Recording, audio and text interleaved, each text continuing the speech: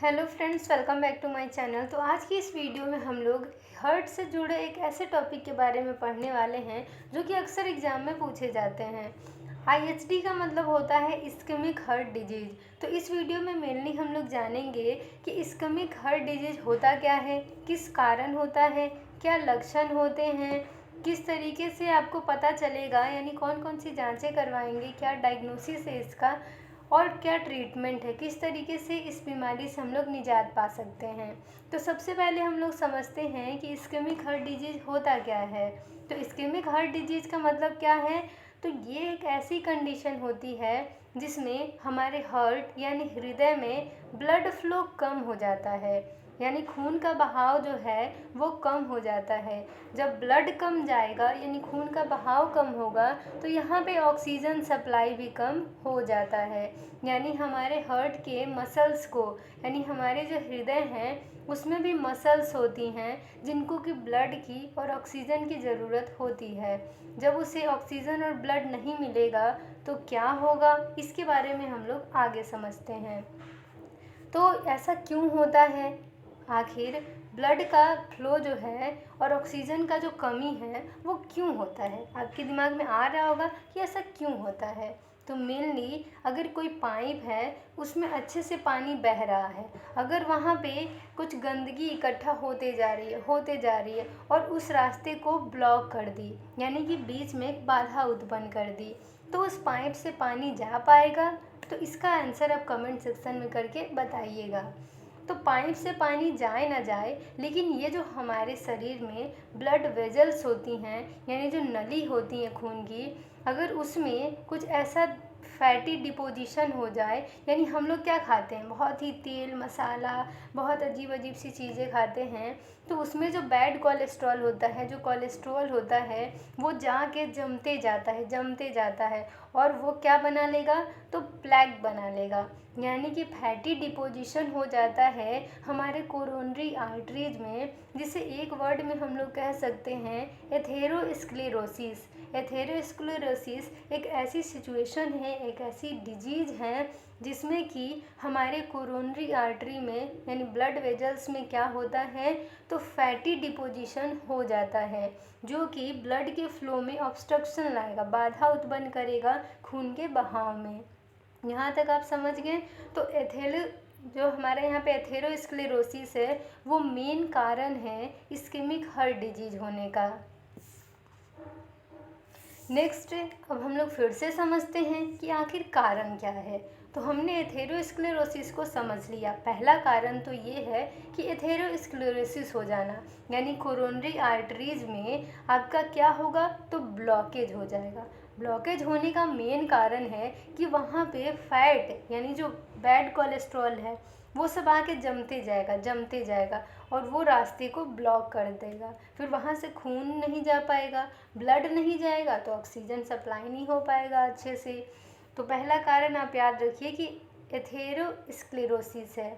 ये जो ischaemic heart disease है इसको और डिटेल में आगे अभी हम लोग एक एक पॉइंट अच्छे से सारे समझेंगे, तो अंत तक वीडियो से जुड़े रहिए। और चैनल में नए हैं तो चैनल को सब्सक्राइब कर दीजिए अभी ही और बेल आइकन को प्रेस कर दीजिए ताकि आपको सारी लेटेस्ट वीडियो की अपडेट्स मिलती रहें। तो अब हम लोग समझते हैं कि क्या लक्षण आते हैं अगर किसी को इस्केमिक हार्ट डिजीज हो जाता है। तो पहला लक्षण इसमें है कि चेस्ट में पेन होगा, यानी एंजीना होगा। तो यहाँ पे चेस्ट में पेन यानी छाती में दर्द क्यों होगा, तो उसका मेन कारण है कि हमारा हार्ट कहाँ है, तो हमारे चेस्ट में है। ठीक है, तो अगर वहाँ पे यानी मेडियास्टिनम कैविटी में ही तो हार्ट है, ठीक है, जिसको कि रिब्स वगैरह हड्डियाँ जो है प्रोटेक्ट करते हैं, यानी थोरेसिक केज कहें तो ये जो है अगर ब्लड सप्लाई अच्छे से नहीं हो रही है हार्ट में और हार्ट की मसल्स अफेक्ट हो रही हैं तो हमारे चेस्ट में दर्द होने लगेगा, शोल्डर यानी कंधे में दर्द होने लगेगा, हमें सांस लेने में काफ़ी दिक्कत होने लगेगी, यानी शॉर्टनेस ऑफ ब्रीथ हो जाएगा, फैटिग यानी कि हमें थकान होने लगेगा। और यही अगर ज़्यादा समय तक हमें प्रभावित किए रहा तो हमें हार्ट अटैक्स और कार्डियक अरेस्ट जैसी सिचुएशन का सामना भी करना पड़ेगा। हमें भूख नहीं लगेगी, और हमें जो है बहुत ही घबराहट हो सकती है। हमारा जो हार्ट रेट है वो भी इरेगुलर हो सकता है, हेडेक हो सकता है, पसीने आ सकते हैं, बहुत घबराहट हो सकती है, एंग्जाइटी हो सकता है, सांस लेने में दिक्कत यानी ब्रीथलेसनेस हो सकता है, हमारे हाथ पैर कांप सकते हैं। यानी बहुत सारे लक्षण आएंगे जिससे आपको थोड़ा बहुत तो समझ में आ जाएगा कि मेरे दिल में यानी मेरे हृदय में कुछ न कुछ दिक्कत हो रखा है। अब नेक्स्ट है हमारा रिस्क फैक्टर, यानी किस किस को ये बीमारी ज़्यादा प्रभावित करेगी। इसमें हमारा है इस्केमिक हार्ट डिजीज़ किसको प्रभावित करेगी, तो जो लोग बहुत ज़्यादा धूम्रपान करते हैं यानी बीड़ी सिगरेट वगैरह पीते हैं यानी यूज करते हैं, स्मोकिंग करते हैं, तो उनको ये बीमारी ज़्यादा प्रभावित करेगी। अगर किसी को हाई ब्लड प्रेशर है यानी कि उच्च रक्तचाप है, बीपी बहुत बढ़ी रहती है, तो उनको भी आईएचडी होने यानी इस्केमिक हार्ट डिजीज होने की खतरा बहुत ज़्यादा होती है।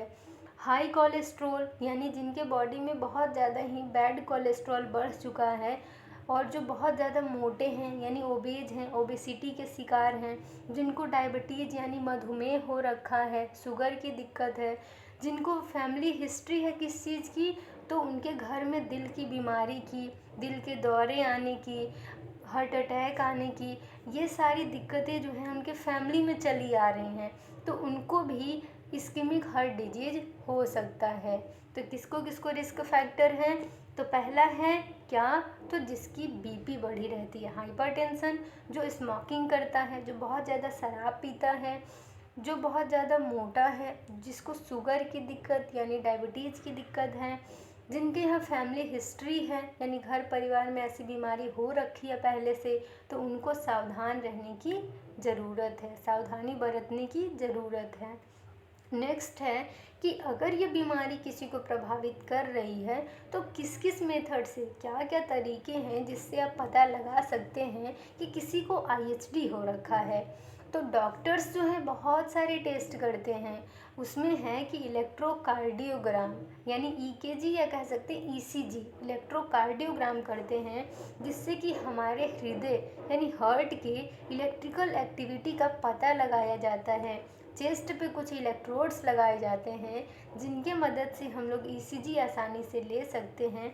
आपने देखा होगा कि PQRST ऐसे करके आपका जो है एक अच्छा सा ग्राफ बन के आता है, उसके थ्रू आप बहुत ही आसानी से समझ सकते हैं कि हार्ट में क्या दिक्कत हो रखी है। नेक्स्ट है एंजियोग्राफी। एंजियोग्राफी करके हम लोग देख सकते हैं कि ब्लड सर्कुलेशन कैसा है, ब्लड वेजल में कोई ब्लॉकेज तो नहीं है, कोई ब्लॉकेज है तो उसका पता लग जाएगा अगर आप एंजियोग्राफी कराते हैं तो। और उसके बाद हमारा है ब्लड टेस्ट, जिसमें आप ब्लड टेस्ट आराम से सीबीसी करवा सकते हैं, और भी बहुत सारे टेस्ट हैं जिसमें ईएसआर करवा सकते हैं। तो ऐसे ब्लड टेस्ट आप करवा लीजिए जिससे कि आपको पता लग जाए कि आखिर दिक्कत क्या हो रखी है। आप कोलेस्ट्रॉल लेवल का टेस्ट करा लें, स्ट्रेस टेस्ट करा लें, ठीक है, ईको करवा लें, 2D ईको, तो उससे भी आपको पता लग जाएगा कि आखिर दिक्कत क्या हो रखी है, ठीक है। तो इसके थ्रू हम लोग जो है पता लगा सकते हैं आईएचडी को। अब हमारा है कि इलाज क्या है यानी ट्रीटमेंट को अब हम लोग समझते हैं। तो जिनको आईएचडी हो रखा है उनको लाइफ स्टाइल को मॉडिफाई करने की बहुत ज़्यादा ज़रूरत है। उनको अपनी जीवन शैली में सुधार लाना होगा, अपने डाइट को, खान पान को सुधारना होगा, उनको जो है काम थोड़ा करना पड़ेगा, एक्सरसाइज करना पड़ेगा। उनको क्या करना होगा, तो कुछ मेडिकेशंस जैसे कि स्टेटिन्स, एंटी प्लेटलेट ड्रग्स लेने होंगे, एंजियोप्लास्टी करवाना होगा। एंजियोप्लास्टी यानी कि जो हमारी कोरोनरी आर्टरी थी उसमें ब्लॉकेज हो रखी थी, तो उसको क्या करवाना होगा, रिपेयर करवाना होगा और स्टेंट डलवाना होगा जिससे कि वो ब्लॉकेज फिर से ना हो। कोरोनरी आर्टरी बाईपास सर्जरी यानी CABG आपको करवाना पड़ सकता है। तो जैसा कि हमने पढ़ रखा था कि एंजियोप्लास्टी में क्या करते हैं कि कोरोनरी आर्टरी के ब्लॉकेज को रिपेयर करते हैं और स्टेंट लगा देते हैं ताकि ये जो ब्लॉकेज है वो फिर से रिपीट ना हो, ठीक है। अब है कि कोरोनरी आर्टरी बाईपास सर्जरी, जैसा कि आपने सुना होगा CABG ऑपरेशन के बारे में, जिसका फुल फॉर्म होता है कोरोनरी आर्टरी बाईपास सर्जरी, ठीक है, जिसमें कि हमारे पैर से वेन्स को ली जाती हैं, यहाँ पे हेल्दी पोर्शन से हेल्दी वेन को लेके और जो डिफेक्टेड कोरोनरी आर्टरी है वहाँ पे उसे ग्राफ्ट किया जाता है। ठीक है, तो यही हमारी क्या है, बाईपास सर्जरी है। यानी हेल्दी ब्लड वेजल को लेके जो डिफेक्टेड कोरोनरी आर्टरी हर्ट की वहाँ पे उसे ग्राफ्ट किया जाता है। एक तरह की क्या है, तो बाईपास सर्जरी है, ग्राफ्टिंग सर्जरी है, इसीलिए इसको कहते हैं कोरोनरी आर्टरी बाईपास सर्जरी। तो यहाँ पे आपने क्या क्या ट्रीटमेंट में देखा, तो मेडिकेशन दे सकते हैं, स्टेटीन, एंटीप्लेटलेट्स ड्रग्स, ठीक है, एंटीप्लेटलेट ड्रग्स और स्टेटीन्स दे सकते हैं, ब्लड थिनर वगैरह। अब क्या है कि लाइफ स्टाइल मॉडिफाई कर सकते हैं और एंजियोप्लास्टी करवा सकते हैं, CABG करवा सकते हैं, और हाइपरटेंशन को मेंटेन करने के लिए यहाँ पे एंटी हाइपरटेंसिव ड्रग्स भी दे सकते हैं। ठीक है, आपने ACE इन्हिबिटर के बारे में सुना था, ACE inhibitor, calcium channel blockers, और भी आपने alpha beta blocker, beta blocker, बहुत सारे ड्रग्स के बारे में सुना था, और डायूरेटिक्स के बारे में, तो वो सब भी इसमें दे सकते हैं एज पर नीड, जैसी पेशेंट की स्थिति है उसके अकॉर्डिंग ये सब प्रेस्क्राइब करेंगे। अब नेक्स्ट है कि इस बीमारी से कैसे बचाव करें, प्रिवेंशन कैसे कर सकते हैं, तो उसमें हमारा है कि आपको लाइफ स्टाइल को अपने बेस्ट रखना होगा, जिसमें आपको स्मोकिंग को एकदम अवॉइड करना होगा, एकदम नो कहना होगा। ठीक है, यानी धूम्रपान से एकदम दूरी बना के रखनी होगी। अपने लाइफ स्टाइल में आप ऐसा डाइट रखिए कि आपको ऐसी दिक्कत हो ही ना, यानी हेल्दी डाइट आपको रखना है, रेगुलर एक्सरसाइज करना है, कम से कम डेली नहीं तो वीक में 3 से 4 बार आप एक्सरसाइज के लिए टाइम दीजिए, योगा प्राणायाम करिए, और जो भी रिस्क फैक्टर्स हैं जैसे कि ओबेसिटी, डायबिटीज़, हाइपरटेंशन, तो उन सब से अपना बचाव करिए। नेक्स्ट है कि आपको जो है हमेशा डॉक्टर से कंसल्ट करते रहना है। अगर आपको पता चल गया कि आपको हाइपरटेंशन है, आपको डायबिटीज़ है, आपको हार्ट की कोई दिक्कत पहले से हो रखी है, तो आपको डॉक्टर से कंसल्ट करते रहना है, डॉक्टर से हमेशा बातचीत करते रहनी है, दिखाते रहना है। ठीक है, और जितना जल्दी डायग्नोसिस होगा, जितना जल्दी पता चलेगा कि आपको ये दिक्कत है, तो उतना ही आसान और उतना ही सही तरीके से आपका इलाज हो सकता है और आपके जान को बचाया जा सकता है। तो ये छोटा सा वीडियो, ये छोटा सा टॉपिक आई होप आपके लिए हेल्पफुल हुई होगी। तो कमेंट सेक्शन में कमेंट ज़रूर करें कि आपके लिए वीडियो हेल्पफुल होती है या नहीं, और आपको जिस टॉपिक पर वीडियो चाहिए आप कमेंट सेक्शन में कमेंट करिए। तो thank you for watching my video, मिलते हैं नेक्स्ट वीडियो में एक नए टॉपिक के साथ।